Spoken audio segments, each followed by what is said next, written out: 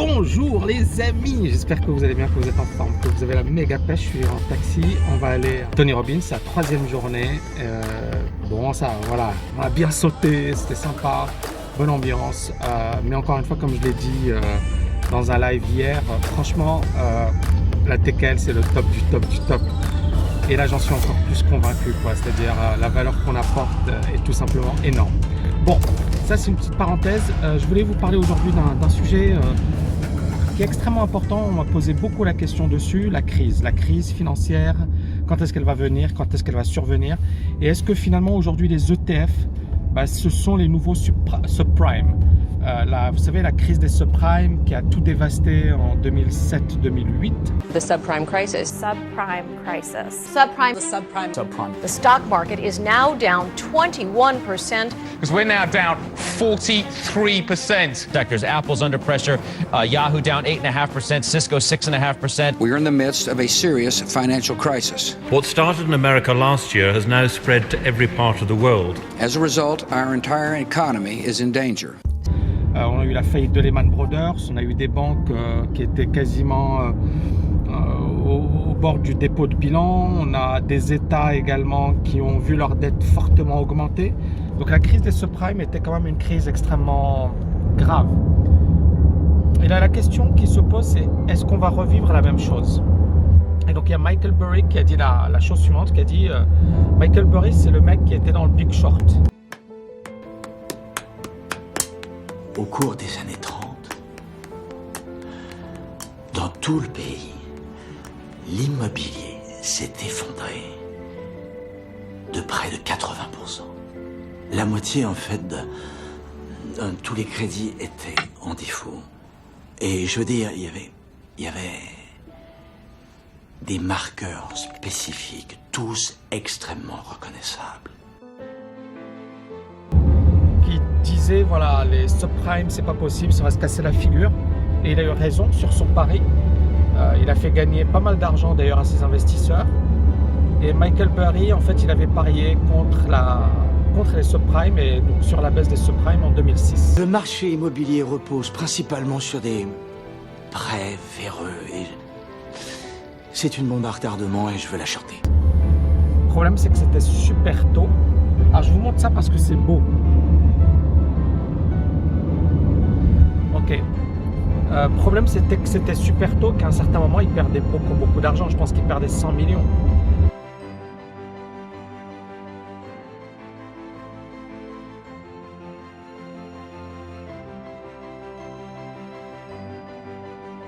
Et il a eu raison finalement, il a fait gagner beaucoup d'argent à ses investisseurs. Moi c'est une question qui revient souvent, qu'on me pose très souvent. On me dit Tammy, voilà, c'est quand la prochaine crise? Et je ne sais pas si vous vous en rappelez, l'année dernière, j'avais fait une vidéo sur le même thème qui a eu d'ailleurs 150 000 vues, où je parlais de crise financière et dans laquelle je disais à chaque fois, vous allez avoir un nouveau gourou qui va vous expliquer que c'est la fin du monde, que c'est bientôt la fin du monde. Et en fait, je suis pas le mec le plus optimiste au monde. Je dis pas ça va continuer pendant 10 ans. Je dis juste, le marché pour le moment ne nous dit pas de vendre. J'étais au salon de l'analyse technique au mois d'avril.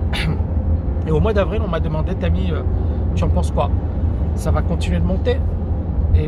Ou est-ce que c'est le plus grand crack qu'on va vivre? J'aurais dit, pour le moment, il n'y a aucun signal vendeur. Et je voyais plein de gens qui me disaient, mais Tammy, tout le monde dit que ça va se casser la figure. On est au mois d'août, ça s'est toujours pas cassé la figure. Ce que j'ai envie de vous dire, les amis, c'est que le marché est roi. Ça ne sert à rien d'anticiper. Donc n'oubliez pas, à chaque fois, dans un marché haussier, vous allez avoir des gourous qui vont vous expliquer que c'est la fin du monde. Et les ultimes incursions des bourses vers les sommets ne seraient que le prélude d'un grand Armageddon financier. Arrêtez de penser que tout va bien, c'est pas vrai. C'est pas vrai et on le voit tous les jours, on en a la preuve tous les jours. Sauf que comme vous avez une mémoire de poisson, vous ne vous en souvenez pas. Mais c'est catastrophique. Mais en fait, le meilleur gourou, c'est le marché. C'est-à-dire que le marché, quand il voudra se retourner, alors il y a des gens qui me diront, mais j'aurai pas le temps. Tu auras le temps. Si tu fais pas le con, si tu n'as pas fait les choses bêtement, si tu as bien investi, tu auras le temps de te retourner. D'accord? Le marché ne va pas perdre 30% en un jour. Ou alors, Si ça perd 30% en un jour, il y a un problème. Mais il ne va pas perdre 30% en un jour. Quand je parle du marché, pas des actions individuelles, je parle du marché dans son ensemble. Il y a des règles, il y a des limites de baisse. Donc il ne faut pas paniquer par rapport à ça. Le plus important, c'est est-ce que tu seras capable de prendre les bonnes décisions rapidement, au bon moment. D'accord? Et puis deuxièmement, ça c'est quelque chose que je développe souvent, les crises sont une opportunité. Je ne dis pas super, c'est génial, il y a des gens qui vont se retrouver au chômage, il y a des banques qui vont se... Voilà. Mais nous, on est des investisseurs. Un investisseur, c'est quelqu'un qui va effectivement trouver les bons prix et qui va essayer d'acheter au meilleur prix. Maintenant, donc ça, c'est mon introduction rapide.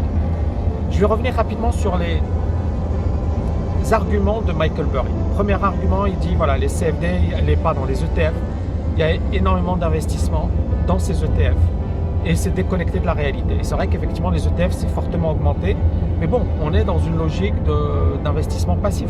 D'accord? Les ETF remplacent finalement la gestion classique qui faisait la même chose. D'accord? Moi, je ne sais pas, les gestionnaires de portefeuille faisaient la même chose, peut-être à moins grande ampleur. Peut-être qu'aujourd'hui, ce sont les particuliers qui font beaucoup plus. Mais on avait le même raisonnement. Il dit, le fait qu'effectivement on ait des ETF, ça fausse la vérité des prix. C'est-à-dire que, en fait, un prix, c'est quoi? C'est l'offre et la demande, mais c'est également une analyse. C'est-à-dire que les analystes financiers vont analyser le bilan d'une société, ses perspectives de croissance, plein de choses, et ensuite ils vont dire, voilà, le vrai prix du marché, c'est ça. Alors là, en fait, je ne suis pas totalement d'accord, parce que lui-même, sur les subprimes, il disait, ça va se casser la figure, et les gens de Goldman Sachs se foutaient de sa gueule. Je veux acheter des swaps sur obligations hypothécaires. Un risque de crédit qui me rapporterait si le sous-jacent faisait défaut. Vous voulez miser contre l'immobilier? Oui. Pourquoi? Ces obligations chuteraient si des millions d'Américains ne payaient plus leur crédit, ce qui n'est jamais arrivé. L'investissement serait pour le moins idiot, si vous me permettez. Donc, en fait, si on se basait sur son argument, ça voudrait dire que les analyses des analystes financiers, des économistes sont bonnes et qu'il faut laisser ça jouer et que les gens sont bêtes et que les gens effectivement n'investissent pas correctement. Moi je pense que la vérité des prix, elle se fait par effectivement l'offre et la demande, c'est ça le plus important. Et donc à partir de là, cet argument pour moi ne tient pas la route. Le seul argument qui pour moi tient la route, pour parler de bulles, ce sont les taux d'intérêt négatifs, historiquement bas. Et c'est là où ça pose problème. Mais ça, c'est pas notre affaire et c'est même pas notre problème. C'est-à-dire que, de toutes les manières, la bourse monte tout simplement parce qu'il n'y a pas d'alternative. Il n'y a pas de placement plus intéressant que la bourse aujourd'hui. Mais dès qu'il y aura vraiment quelque chose de problématique, de dangereux, ça va se retourner. C'est normal. La bourse est cyclique, l'économie est cyclique. Le plus important, c'est pas effectivement de se dire oh là là, catastrophe, c'est oh là là, comment je me prépare. Le plus important, ça c'est un truc de Tony Robbins, et je trouvais ça intéressant, je vais le partager avec vous, mais bon, n'importe qui peut le dire, mais c'est pas grave, Tony Robbins l'a dit, allez, j'ai payé mon séminaire, je peux utiliser des termes de Tony Robbins. Donc cette phrase, c'est la suivante, c'est les winners anticipent, les losers réagissent. Je trouve qu'elle est géniale cette phrase. Effectivement, quand on parle de marché, les losers, ils réagissent. Ça monte, oh, je vais acheter. Ça baisse, oh, je vais vendre. Et en fait, ils réagissent. Et les winners, ils anticipent. Et nous, qu'est-ce qu'on fait là maintenant aujourd'hui? On anticipe, mais pas à la Michael Burry ou à la George Soros qui en 2013 nous disait c'est la fin du monde. 2008, we are repeating it. It was a time of a financial crisis and a bear market. And you have the same condition today. Jim Rogers qui chaque année nous dit c'est la fin du monde, il faut tout vendre. And how big a crash could we be looking at? It's going to be the worst in your lifetime. I've had some pretty big ones in my lifetime. It's long. It's going to be the biggest in my lifetime, and I'm older than you. No, it's going to be serious. Ça, pour moi, ce sont des gens qui jouent à faire peur. Ils ont une notoriété, c'est super. Ils ont eu raison dans le passé. Mais on s'en fiche, d'accord? C'est pas parce qu'ils ont eu raison 2 fois, 3 fois, 10 fois qu'ils auront raison aujourd'hui. C'est le marché qui a toujours raison. Donc il faut changer son raisonnement. Et dernier point, ne soyez pas un mouton, les amis. Ne soyez pas un mouton sur les marchés. Il y a tellement d'amateurs, il y a 95%, 97% de gens qui sont des moutons. Si vous êtes capable de vous extraire du troupeau, si vous êtes capable de réfléchir différemment, c'est pas parce qu'à chaque fois il y a quelqu'un sur les médias qui vous dit quelque chose qu'il faut le suivre, bêtement. D'ailleurs, moi je dis la chose suivante à mes étudiants, je leur dis même moi, vous ne me suivez pas. C'est-à-dire que si vous n'êtes pas convaincu par ce que je dis, ne me suivez pas. Et moi-même, je ne me suis pas, au sens où je m'en fiche de mon opinion. Parce que je peux avoir des opinions sur le marché, comme tout le monde. Mais le plus important pour moi, c'est le marché. Et ça a toujours été comme ça. Et c'est comme ça que j'ai fait des choses de fou dans mon parcours. La crise des subprimes, je l'ai anticipé. Le crack de mars 2000, le 11 septembre, j'étais l'un des seuls à dire c'est baissier. Je ne savais pas qu'on allait avoir le 11 septembre. Mais j'en parle dans mon bouquin, tout ce que je vous dis, j'en parle. Et bien évidemment, je l'ai fait en tant que pro. D'accord ? Il y a très peu de gens qui ont un tel bilan. Mais la clé du succès, les amis, ça a toujours été mon indépendance d'esprit. Ça a toujours été de réfléchir différemment des autres. Réfléchir différemment des autres. D'accord ? Et c'est ce qui m'a permis effectivement de me différencier. Et aujourd'hui, je vais vous dire franchement, moi j'attends quoi. C'est-à-dire, j'attends en matière boursière, en matière immobilière, je vous ai parlé de mon investissement immobilier. Et quelques mois après, aujourd'hui, on me propose une plus-value de 700 000 €. Alors que tout le monde paniquait, tout le monde disait c'est la folie, il ne faut surtout pas acheter à Dubaï dans l'immobilier. Et c'est encore la crise. Sauf que j'ai fait mon job. D'accord ?